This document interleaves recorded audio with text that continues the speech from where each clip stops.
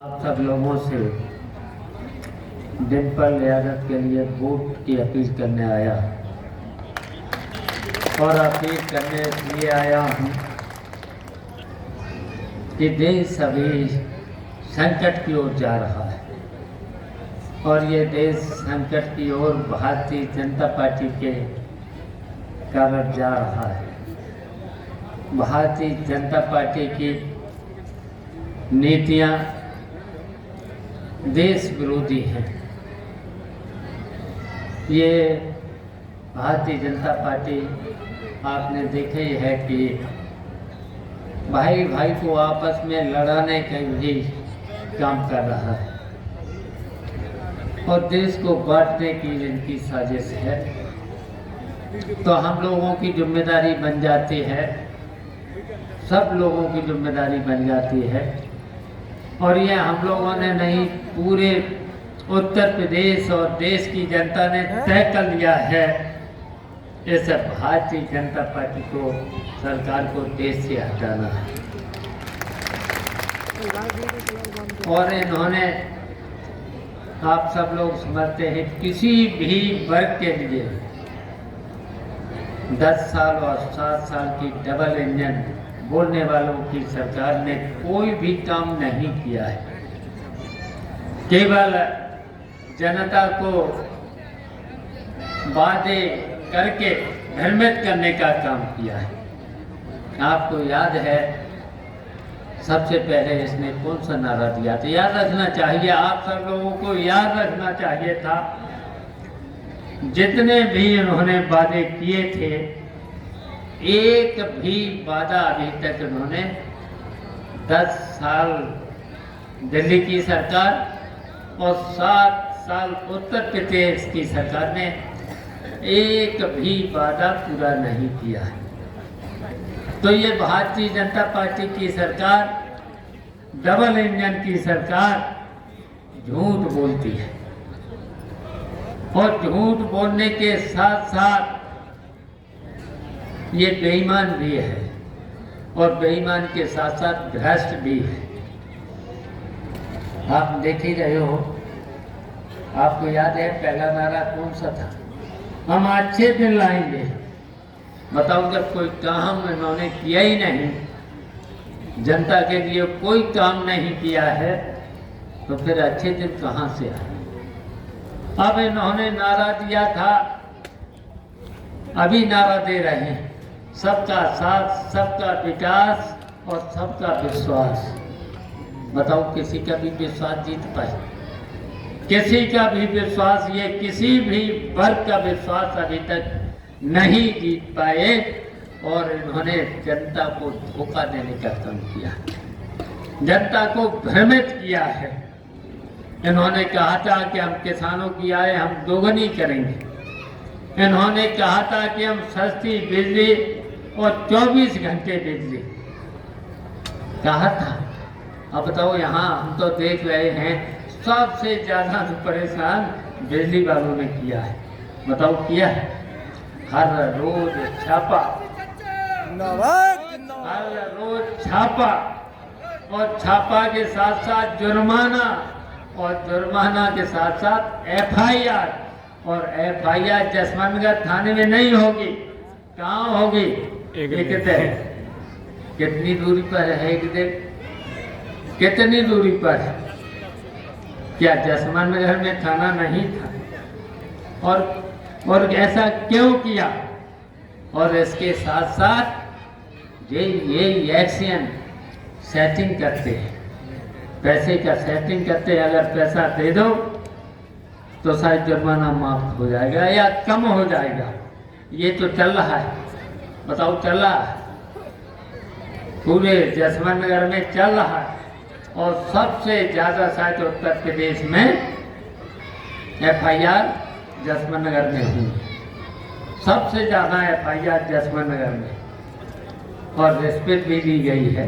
तो हम तो कहेंगे, अपने साथियों से कहेंगे, जिसने रिस्पेक्ट ली है उसका रेड स्याही से उनके एक डायरी पर नाम जरूर लिख लेना, जरूर लिख लेना। और बताइए, थानों का हाल क्या है? इन्होंने कहा था कि 100 दिन में हम भ्रष्टाचार खत्म कर देंगे। बताओ क्या होगा? भ्रष्टाचार कितना बढ़ा, थानों में, तहसीलों में या उत्तर प्रदेश के सभी सरकारी कार्यालय में भ्रष्टाचार कितना बढ़ा।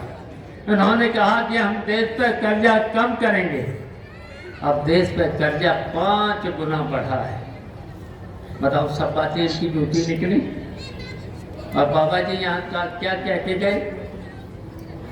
बाबा जी यहाँ क्या कह के गए? एक आए थे, देखने में तो लगते थे ये संत हैं, गेरुआ कपड़ा पहने हैं, लेकिन इनके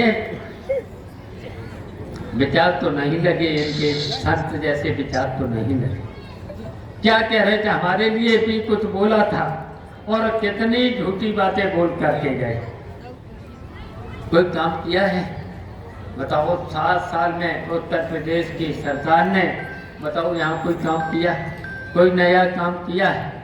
और यहाँ तक कि देखिए कितनी दवाइयाँ महंगी, महंगाई, बेरोजगारी, भ्रष्टाचार कितना बढ़ा है। बताओ, उत्तर प्रदेश में पूरी की पूरी सरकार अपना इकबाल खो चुकी थी।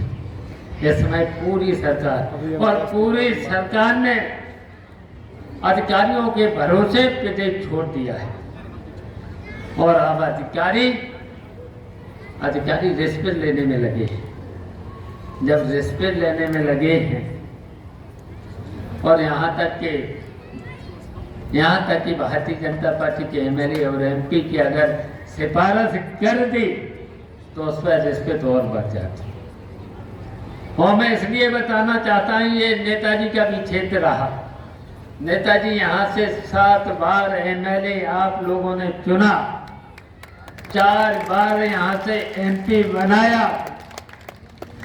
तो बताओ, नेताजी ने जो भी वादा किया था, याद है? सबके सब वादे पूरे कर दिए। नेताजी ने वादा किया था,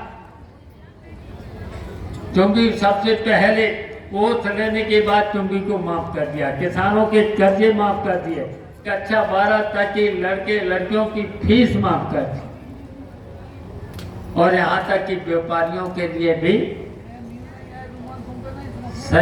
टैक्स का सरलीकरण कर दिया था, इंस्पेक्टर राज खत्म कर दिया था। और आखिरी बार होली और दिवाली पर देखा होगा, इंस्पेक्टर लोग छोटी छोटी दुकानों पर भी छापा मार रहे थे। यहाँ है व्यापारी, मार रहे थे छापा, जसमंदनगर में मार रहे थे। तब हम कह रहे हैं कि बाबा जी जैसे तो लग रहे थे संत, लेकिन उनके विचार संत जैसे नहीं। और हमारे लिए क्या बोल रहे थे, क्या बोल के गए? याद है? अखबार में पढ़ा होगा, हमको बता रहे थे कि शिवपाल यादव तो बेचारे हैं। बताओ, हमारे पास कौन सा पद नहीं रहा। हम जिला पंचायत अध्यक्ष सबसे पहले बने, डिस्ट्रिक्ट कोऑपरेटिव बैंक के अध्यक्ष हम लगातार 33-35 साल तक रहे। 15 साल उत्तर प्रदेश भूमि विकास बैंक के अध्यक्ष रहे, 2 बार मंत्री रहे, 6 बार आपने विधायक बनाया, और हमसे कह रहे थे बेचारे कुछ नहीं मिला। और कह रहे थे कि जब सत्यनारायण की कथा होती है तो उनको सत्यनारायण की कथा में जिस तरह से चूरन दिया जाता है, बताओ चूरन मिलता है कि प्रसाद मिलता है?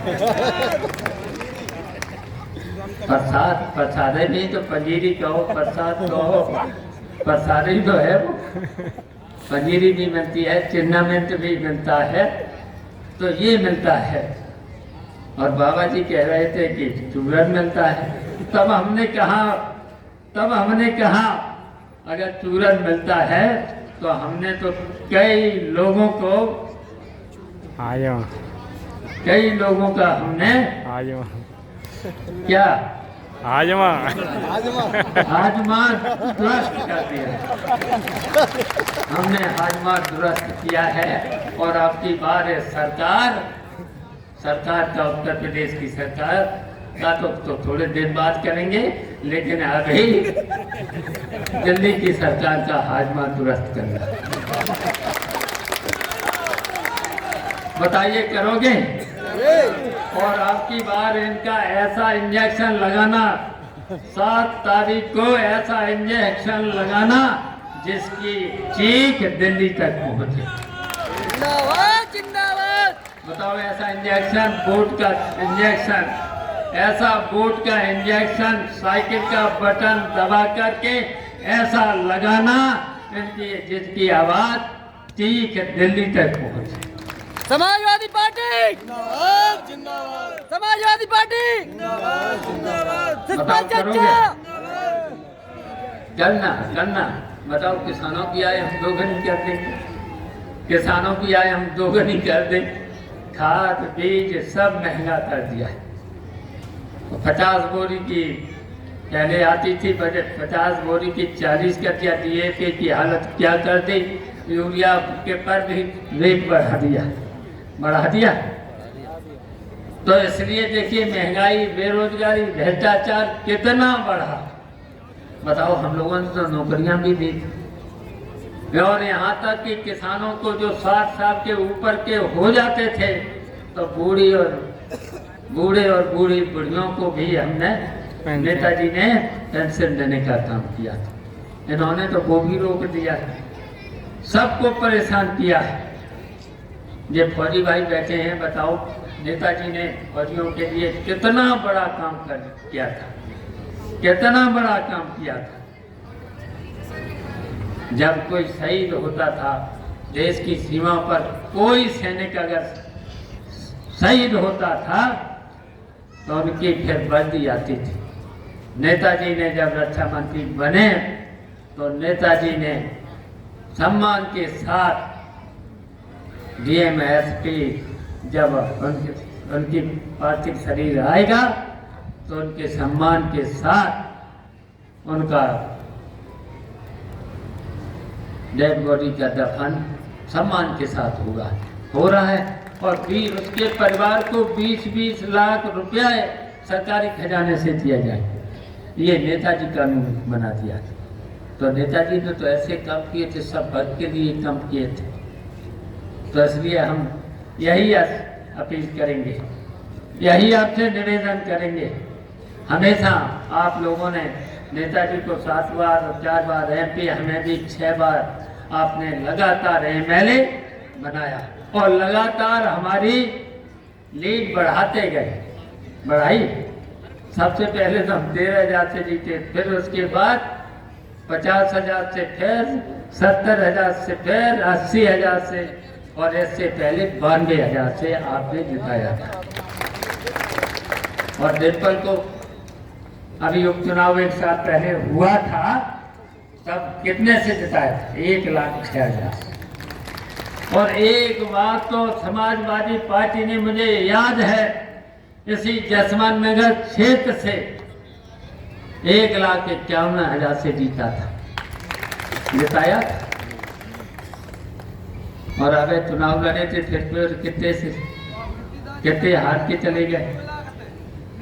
तो अब की बार अगर 2 लाख से नहीं तो 1,51,000 से ज्यादा से जिता देगा।